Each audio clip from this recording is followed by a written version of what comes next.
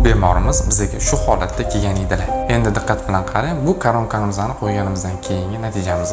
Hozir bu ishimizni boshidan oxirigacha ko'rib chiqamiz etaplarni. Tabassum qilishdan qo'rqib, rasmga tushishdan qochadiganlar va ovqat chaynashga qiynalayotgan odamlar kam emas. Bu bemorimiz ham shular qatorida edilar. To bizga kelgunlarcha. Assalomu alaykum, men ismim Murod Mirzayoz. Amadent klinikamizning YouTube kanaliga xush kelibsiz.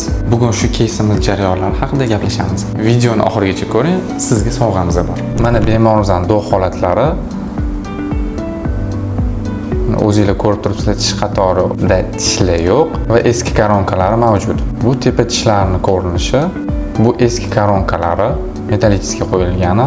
Bu tishlar sohasiga bizni koronka qo'yish uchun chaqlab skaner olgan holatimiz. Mana sentrlarimiz, quyon tishlarimiz qiyshiq. Mana pastki tishlarning ko'rinishi, buyoq tishlarida metallический koronkalar bor, buyoq tishlarni oldirganlar. Bizni buyoq tishlarini olib tashlashi etdi sababi bu tishlarni saqlab qolmaydi va tagida yiringi mavjud. Buyoq tishlarni davolash etdi. Biz buyoq tishlariga koronkani qo'yib bo'lganimizda, biz o'ng tomondagi tishlar sohasiga 4 ta koronka qo'ydik va pastki tishlarni ham chaqlab, davolab, koronka uchun skaner qilib olingan holati. Bu tishlar oldin davolangan va biz bu tishlarni chaqlab, koronka qo'yish uchun skaner olganimiz. Mana biz jag' tishlarni o'zi koronka qo'yganimizdan keyingi holati.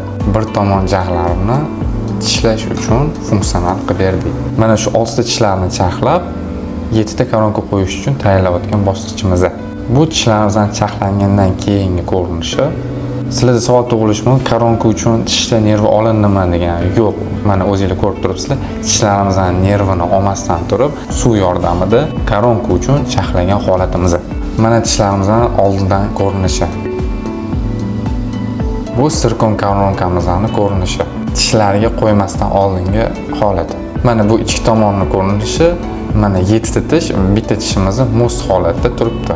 Bu sirkon koronkani tishlariga qo'yganimizdan keyingi ko'rinishi. Mana o'zingizlar ko'rib turibsizlar, tish qatori normaga kelgan, tish qatori bir xil va tishlari tekis bo'lgan. Bu prekus holatlari, tishlagan holatlari. Mana ko'rib turibsizlar, bu bizning natijamiz. Lekin shuni unutmaslik kerak, bu natijamiz orqasida ko'pchilik mehnat yotibdi.